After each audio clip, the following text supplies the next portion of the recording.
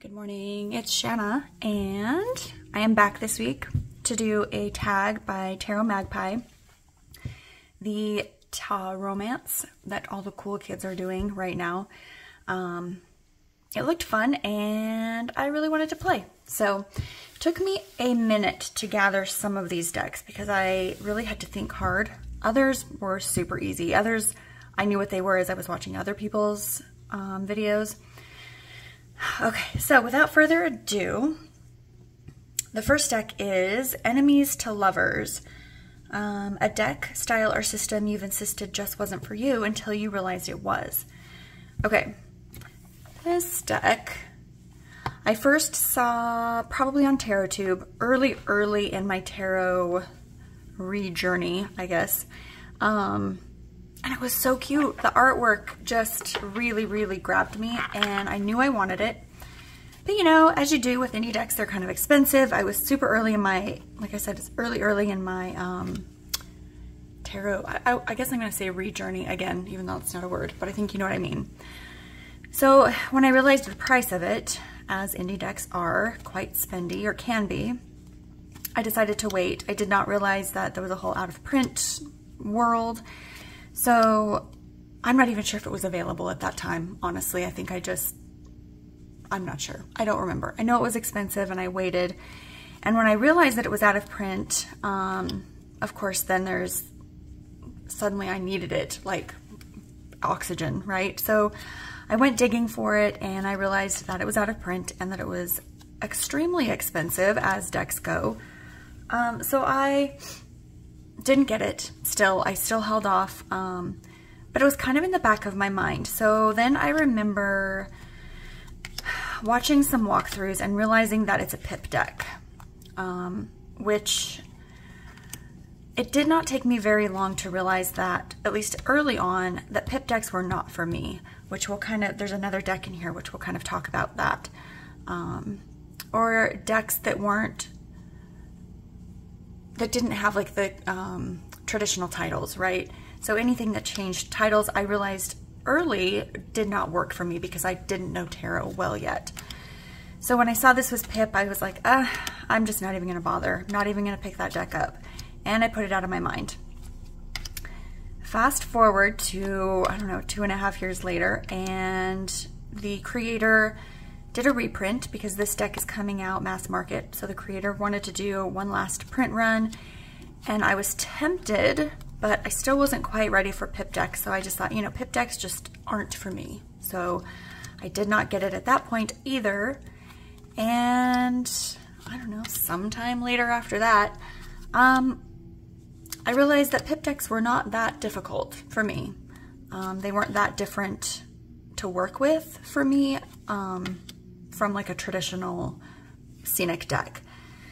So of course I revisited this, and of course it's, you know, it's on eBay for way more than it was originally listed, right? And so I was just like, well, I'm just gonna watch it. I'll put it on my favorites list and see if it pops up. Literally, I want to say within 2 days, this deck popped up. I didn't even hesitate because I've learned that if you want a deck, if it's a deck that's hard to find, or at least that you find difficult to get, if it comes up and you can afford it, you should get it. I think it helps to kind of have a budget in mind, which I did. I kind of have a budget in my mind as far as how much I'm willing to spend on a deck. So, like I said, came up, everything was included. I got the bag, I got the little card that came with it. So it was a good deal. Good deal. So that is my Enemies to Lovers, because I didn't think I could use it. I didn't think it would work for me. Until it did, and I adore this deck. The artwork is very me and cute and cozy, and I think I've mentioned it before. I love when the cards are different colors. So this is one of my, like, what's the term I'm looking for? Tarot temptations, I guess. So yeah, that is Enemies to Lovers. Okay, how many times can I say that? All right, next is Friends to Lovers, a deck you used, let's see.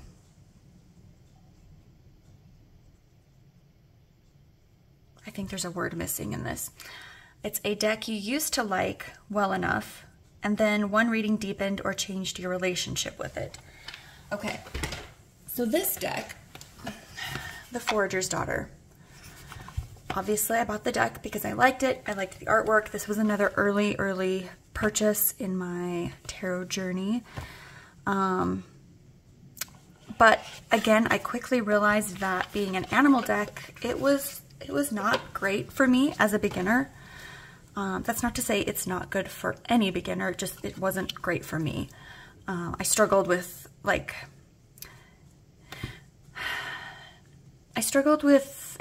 getting meaning out of the relatively simple images. You know, there's not a lot happening.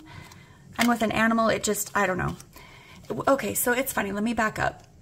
When I first came back to tarot, animal decks were the only decks I wanted. I did not want people decks. And so I avoided people decks 100%. So that's why this was one of my first ones. But I quickly came to realize that it was hard to learn for me. So while I liked it and I liked the artwork, I just, you know, we were friends. I was like, yeah, okay, like we can hang out sometimes, but like, you know, no sleepovers, right? So until I decided to use this deck, and I held on to it because it reminded me of my grams. The colors, I don't know, something about it just reminds me of her. So, well, I know why. There's lots of reasons, but we won't get into that here. Anyway, so I held on to it, and I decided to do a reading with her. She, you know, she passed 23 something-ish years ago. So I decided to do a reading with her to reach out and see if she had anything to say, anything she wanted to talk with me about. And it was one of the most, like, I'm getting goosebumps talking about it. I've done this reading twice, once with this deck and once with the Afterlight version. Same deck, different colorways. And I don't think I can use this deck or the Afterlight version for anything else. It's literally, that is what the deck is for. And I love it because it works so well. The guidebook is eerily, I mean, like, I don't know why I feel like I have to show you the goosebumps every time I get them, but it is spot on. And so I love this deck. It will not be going anywhere. Neither version will ever be going anywhere. They are special and they have a specific job. And that is why this deck has gone from friends to lovers. Highly recommend. It's beautiful. I just, and consequently, that's probably not the word, but the creator is making an oracle deck right now. She's in the process of making some of the cards. I think she's still in the process of the artwork, so follow her on Instagram. Obviously, everything, as usual, will be linked below, but I'm pretty excited. So, friends to lovers. All right, next deck is, we have Forced Proximity, a deck you used for a month, took on holiday, made yourself work with for, that changed your relationship with it. That sentence is weird, but I think you get it. Okay. Forced Proximity. So, when I bought this deck, I had been on the hunt for, Oceanum Arcana. There we go. I'd been on the hunt for an ocean deck. I live near the coast, and I knew I wanted something that I could take with me whenever we went. This was during the Healing Waves craze, where everyone was looking for that deck. It was out of print, and as it still is, it's insanely priced. However, I quickly realized that that wasn't really my style. It was a little too sweet. It was a little too cute. It wasn't quite the vibe I was going for an ocean deck. So I got this one, thinking, oh, it's kind of dark and moody, and I don't know. So got the deck, and I just thought, upon opening and upon first flip through, I didn't love it, if I'm being honest. I don't really know why. it is a little dark. You know, some of the images are, it's not that they're hard to see, but they kind of blend, right? And I didn't at first love that, but I held on to it because I really liked it. I don't know. You hold on to it because you hold on to it, right? So I did finally wind up going to the coast with it, which was in fact why I bought the deck, and wound up falling in love with it. It's perfect. It feels, when I'm using this deck and I'm at the, you know, on the coast, at the beach, looking at the water and sitting on the sand or on the rocks, the feeling I get in those moments is how this deck looks to me. It's not sad or gloomy, but it's dark and moody and mysterious and flowy. It has things to say. Like, every single card has something to say. More deeply than just the image. And I adore that. And so this is my ocean deck. I don't have a whole ton of decks that are, you know, super specific, but I really love the ones that are. I feel like they were made for that, and this is no exception. It just has the best vibes. I mean, look at that. It's so pretty. It speaks very well with me. Even on a sunny day, this one just, it shines. So yeah, that is my Forced Proximity deck that I used for a month or took on holiday that changed my relationship with it. The pretty edges. Oh, sorry, I haven't been showing the backs. Sorry, oopsie. Is anyone gonna care? Probably not. Most of these are, you know, they're older decks. They've been out there for a while. So I'm sure most of us are probably familiar with what the backs look like, but I will try to show them going forward. Okay, next is, uh-oh, did I skip one? Maybe I forgot one. All right, we gotta pause. I think I forgot to grab one. Okay. Do you guys ever have intrusive thoughts like, what would happen if I ate a whole bunch of Cheeto Puffs and then flipped through a tarot deck without washing my hand? Like, I don't know why that thought just came to me, but no, I don't think you could pay me to do that unless it was a mass market deck. And even then, I think it would pain me to do it. Anyway, we are back doing the next one. Next prompt. Prompt is Soulmates. When it was just meant to be a deck you fell in love with immediately. And when I say immediately, I mean immediately. This is a deck I found on Kickstarter. I was sitting on the couch one day just flipping. I had probably searched Oracle. This next one isn't Oracle. And it just came up and I was like, what is this? And I started scrolling and I knew I had to get it. So I just pressed the buy button, which doesn't happen a lot, doesn't happen super often. And when I got it and I opened it, it was, yeah, I knew it was my Soulmate deck. The Outlaw Oracle is literally my childhood, my soul in a box. This is how I grew up. Not in a dust bowl, not literally, of course. These places, you know, are places I haven't necessarily visited, but, you know, I grew up wearing cowboy boots, listening to country western music. My dad was is a smoker. Both my parents wore cowboy boots, you know, my mom less regularly than my dad. My grandparents lived in Wyoming. We went to like rodeos consistently. We camped in the desert. We camped in the mountains. We weren't super religious, so this part, you know, some of them are a little more specific than the rest of the deck, but I think religion in general, where this sort of encompasses that, does, you know, play into the way I grew up, given where I grew up. Like this image is just, this whole deck feels familiar to me. Like these pictures could have been taken from my childhood. And actually, is there a picture?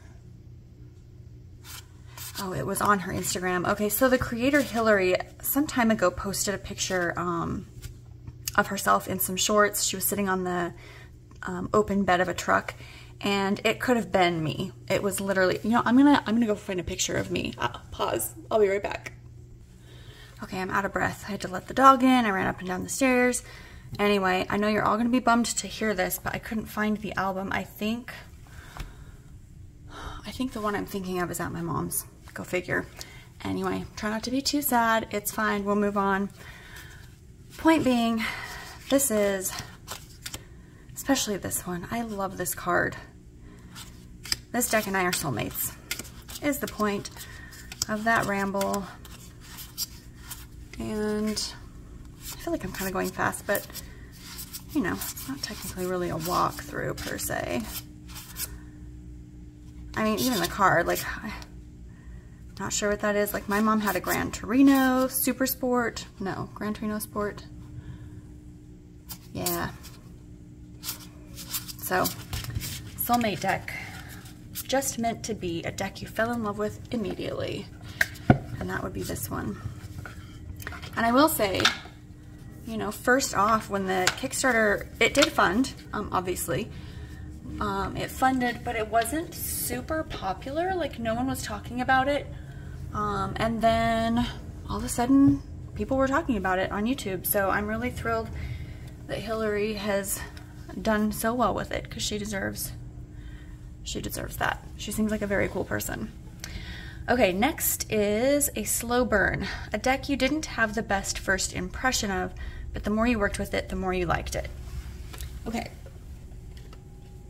The fact that more people, at least I didn't see anybody, the fact that more people didn't choose this surprised me. I hated this deck. I think a lot of us hated this deck. And I think generally speaking, we hate it until we learn tarot. And then we want to learn all the things, right? And so we want to learn about the symbolism and the colors and what all of the things mean. And so I do love this deck. I had originally purchased the Centennial version. Yeah, I did, you know, this colorway is pretty garish, and so I thought, well, if I get the kind of vintagey one, I think it'll be better. And I don't know, it was okay. I didn't love it. The cardstock is horrid. I'm sorry, that whatever US Games version of that cardstock is, I don't care for it. It's really, really stiff. I do think it will probably last forever, but this cardstock, however, is nice. Shuffles very well. I just saw a guy, like a full-grown guy, riding his probably kid's bike past, and he had flowers behind his back. Like maybe he was taking it home to his wife or something. How sweet. Anyway, on topic, this version shuffles very well. So I was pleased. I still have the other version because, you know, sentimental reasons, but this classic yellow box US Games is the one with the plaid back. Shuffles the best if that matters to you and you want to get one. But yeah, I appreciate this deck. I don't pull it out a ton. I actually have another version. So I guess I have 3 versions plus a tin, which is ironic given that I don't, you know, it's not my first grab of a deck. But this one I got off of Make Playing Cards, which is just kind of a, it's a little more colorful maybe than the Centennial version. And it's Make Playing Cards linen, which is gorgeous to shuffle. But again, I wish it was a little brighter. It feels a little dingy, so I don't reach for it super often, unless that's the vibe I'm going for. But usually, if I want lighter weight and I want classic, straightforward, I kind of want these nice crisp colors, you know? Something bright and clear and straightforward. Not moody. I feel like this deck doesn't lend itself to being moody. So, yeah. And my iPad just turned the screen off, which is where my prompts are. Okay, so slow burn, a deck you didn't have the best first impression of, but the more you worked with it, the more you liked it. And, oops, struggling. Okay, so that is the Rider-Waite Tarot deck.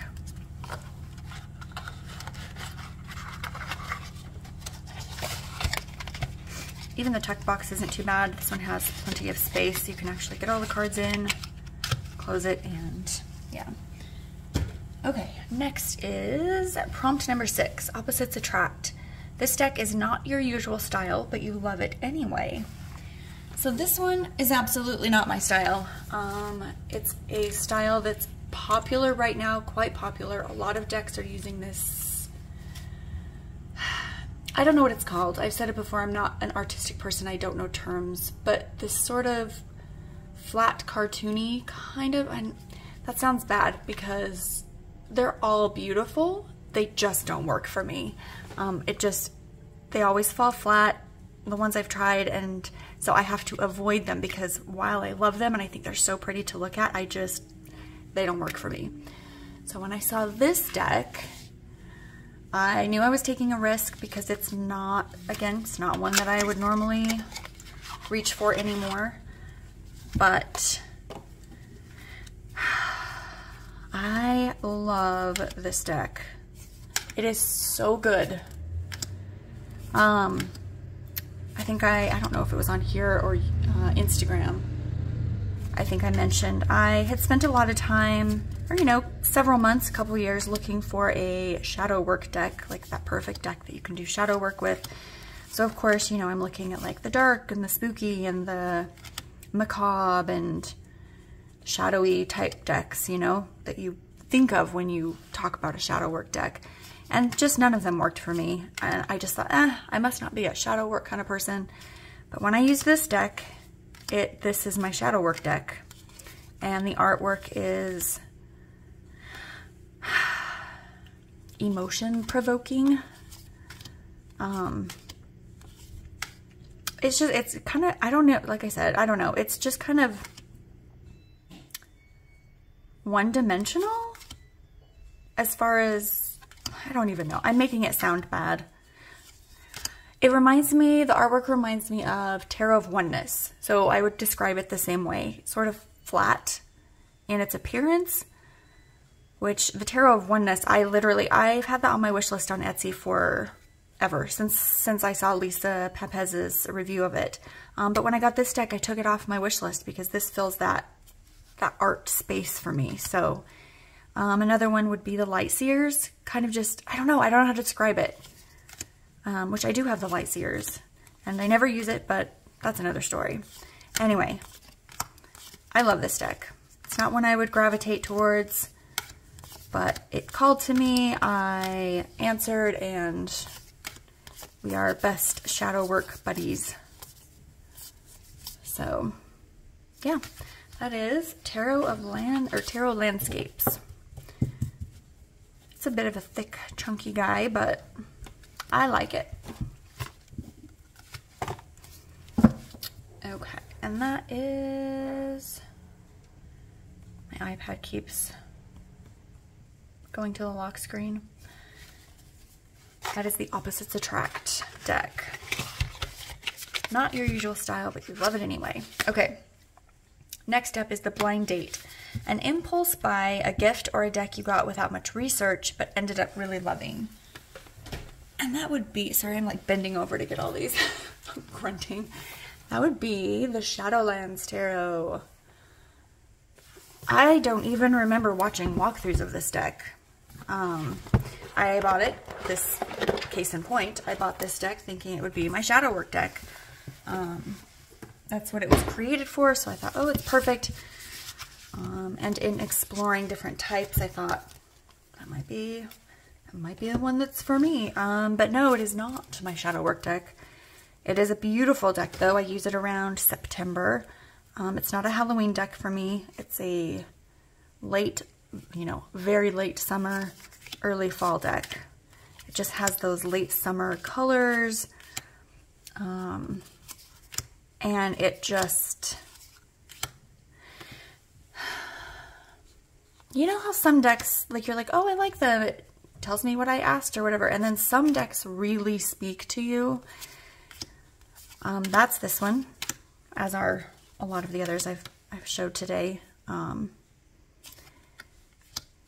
guess this one could have also been, you know, a style that I wouldn't necessarily gravitate toward, but I adore this deck. It's so perfect. It has great conversations with me. It's multi-dimensional. I don't know. I think I like these characters because they're like what lives in my brain. I don't know a better way to describe it. Queen of Wands, for whatever reason. Oh, I like her too so much. The Queen of Wands is one of my favorite Queen of Wands, oddly. Have I passed her already? No, Queen of Swords, excuse me. I feel like, which this is ironic. I really did think it was Queen of Wands, but gosh, words. Relate. I relate to the Queen of Swords the most, that archetype. And so when I saw this, I feel like this is me. I don't know. So yeah, that is the Shadowland Tarot. I love this Hierophant. He's brilliant. Anyway, that is the Blind Date, Impulse, Gift, or a deck you got without much research but ended up really loving.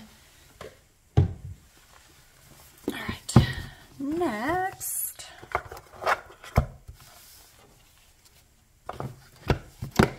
We have the Second Chance deck, a deck I planned to get rid of that worked its way back into rotation, or a deck you did move along and ended up repurchasing. So, actually, one moment. Okay, I'm going to cheat a little on this prompt because I actually have two decks. And it was funny that I didn't think of this second one that I just went and grabbed because it's the most recent that left and came back.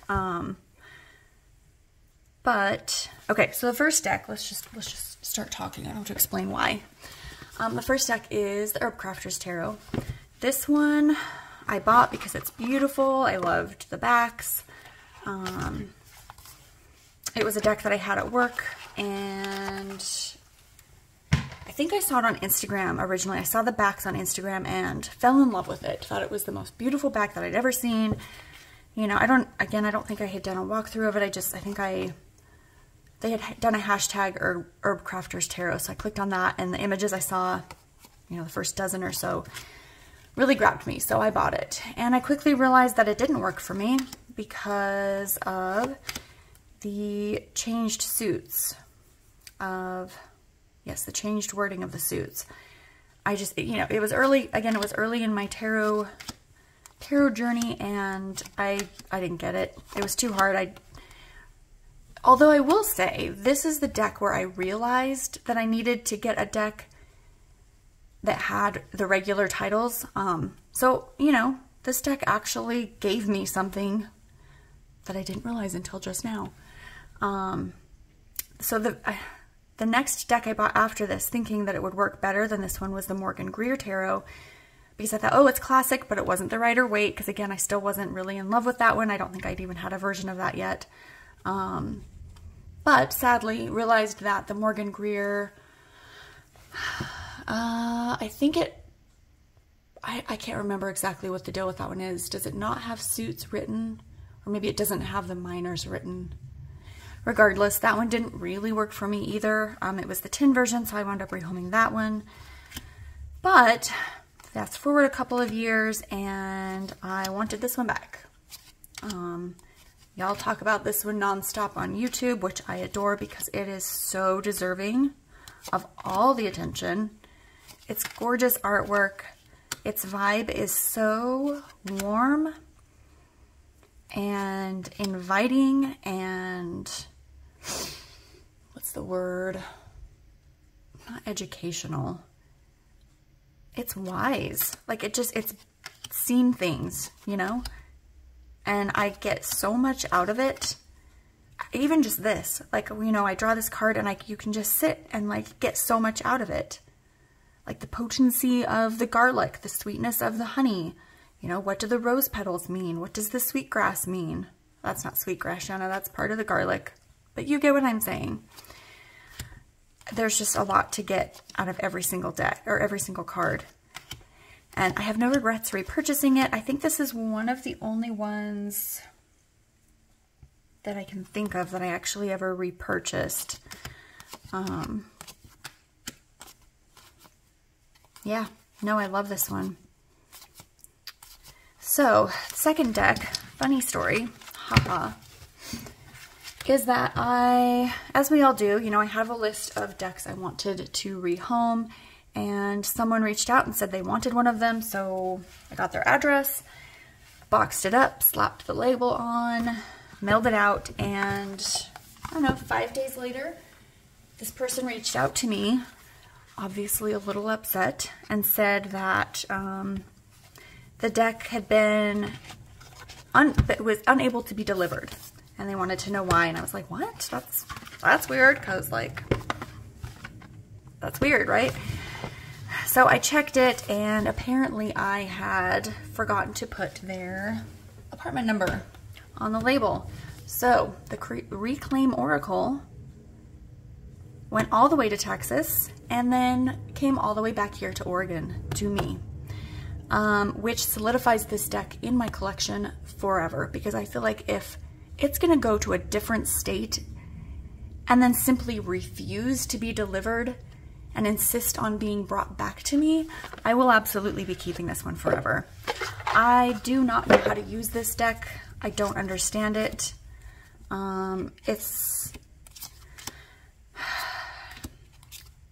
It's just out of my wheelhouse, but I'm willing to accept the fact that it is just not my time with it, and I do believe that eventually I will have a perfect use for it, and I will be forever grateful that it came back to me and it is now mine forever. So that is the Reclaim Oracle, which is, I'm sorry, I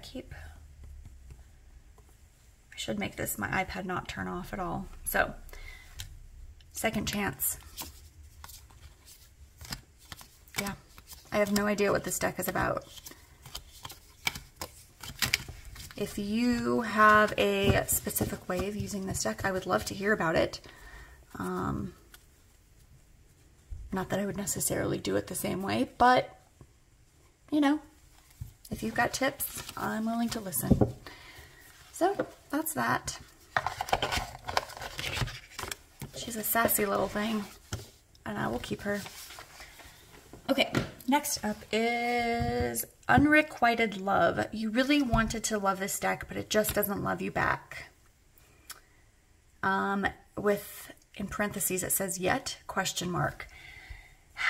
I just don't know that this deck's ever going to love me. I'm pretty sure it hates me. I'm pretty sure it thinks it's better than me. I'm pretty sure it's annoyed that it lives at my house.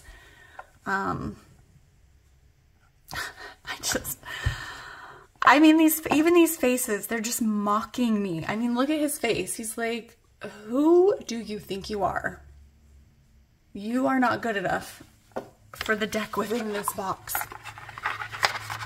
Yeah, so I think honestly this is the deck that made me decide I wanted to do this tag, because I knew this was the deck I wanted for this particular prompt. The whole reason I bought this, again, I bought it as a shadow work deck. I was looking for shadow work, and it did not work for me for that.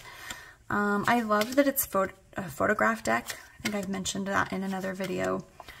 As a photographer, I appreciate it. I appreciate the work and the artistry and the time. Everything that went into it. I appreciate it. I mean, that's a hard picture to get. If you're a photographer, you know that's a hard picture to get, because getting black to be exposed correctly with that sky behind, and you still got the details, and you're not, it's a whole thing. But I'm pretty sure, I'm not even pretty sure, I know it hates me. It is not happy here. You know, it doesn't give me like evil vibes or anything. It's not gonna like come after me because it's angry, but it's irritated. it doesn't want to live here. It would rather live with someone who reads Edgar Allan Poe and Shakespeare for fun. And I'm not that person. However, it's been in my purgatory drawer for probably a year, and I just can't bring myself to get rid of it. I haven't listed it anywhere. So part of me thinks that I need to keep it simply for the fact that it is annoyed with me, and you don't get to be annoyed with me because I spent money on you, and you can live with me, and you can live with that. I think there's a little bit of an attitude problem going on with both of us. So maybe that is the key to unlocking the secrets within this deck. But Unrequited Love, really wanted to love it, but it just doesn't love me back. And lastly, we have the Love Triangle. 2 decks that are in competition with each other in your collection, or a pair of decks that you always use together. Okay, so the term always, I'm going to use loosely here because both of these decks are relatively new to me. I have used them, but the first time I paired them, I just thought they looked perfect together. And I don't know why I said it like that, but we're going to roll with it. Is the Earthbound Oracle and Coastal Curiosities. I'm obsessed with Coastal Curiosities right now. But the way these two look together and the way they vibe with each other is so cool. And I'm obsessed. So we're going to put them together. Do I have space? I don't know.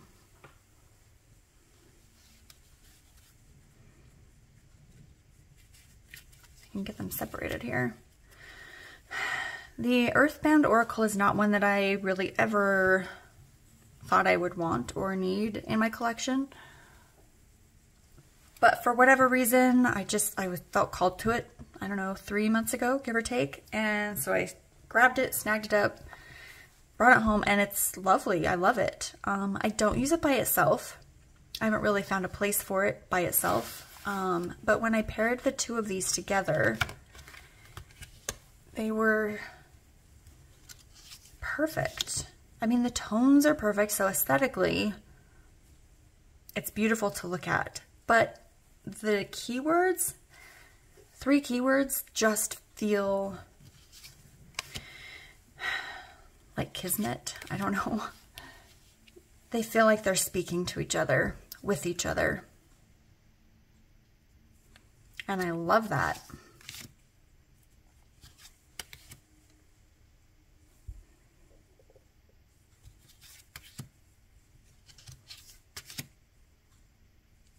I mean, I'm kind of speechless because I'm sitting here, I'm like, oh, intuition, endurance, voice, what could that mean? Ooh, you know?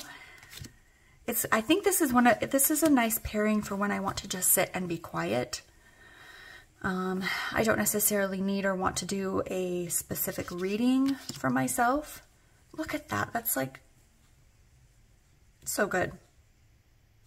But to be able to just kind of do a flip through and then sit and absorb, light a candle, have some incense or some oils, and just take in the cards. I love that for this pairing. Oh my God, that's so pretty. I feel like I just want to like bite it. It just syncs so well together. So yeah, that is the Love Triangle. 2 decks that are in competition with each other, which this one's not, or a pair of decks that you always use together. So, I mean, the colors, they could have been using the same palette, these 2 artists. Obviously, they weren't. They're 2 different people, but, oops. Sorry, little guy. I mean, come on. Illuminate.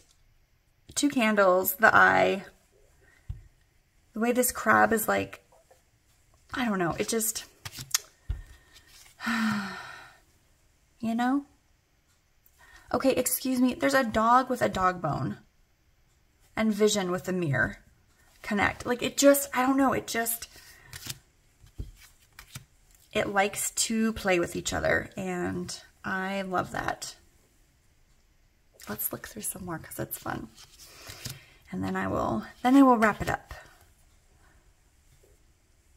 Also, if you can hear my stomach, I'm very sorry. I have not had lunch and I'm getting hungry. If you can't hear it, yay. If you can, just ignore it.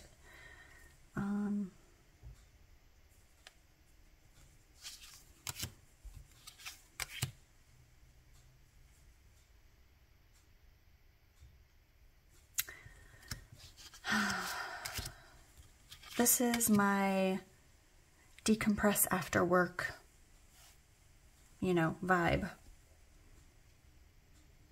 Okay, last one. I will stop torturing you.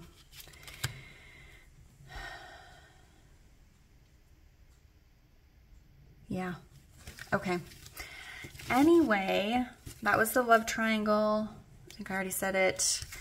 So thank you for joining me. As you are watching this, I believe there is going to be less than 48 hours left in my Kickstarter. If you've already backed it, thank you so much. If you haven't, for any reason, that's okay. We can still be friends. But yeah, that's where I'm at, and that's my week. And next week, I will probably be doing my first May, or monthly look back. I've bought some books, brought things in. I've finished a couple things. I think I've brought a couple decks in, question mark. Regardless, I love being here. I love chatting with you guys. I love that we have, the crossover between YouTube and Instagram. And you guys are great. So thank you, and I will talk to you next week. Bye.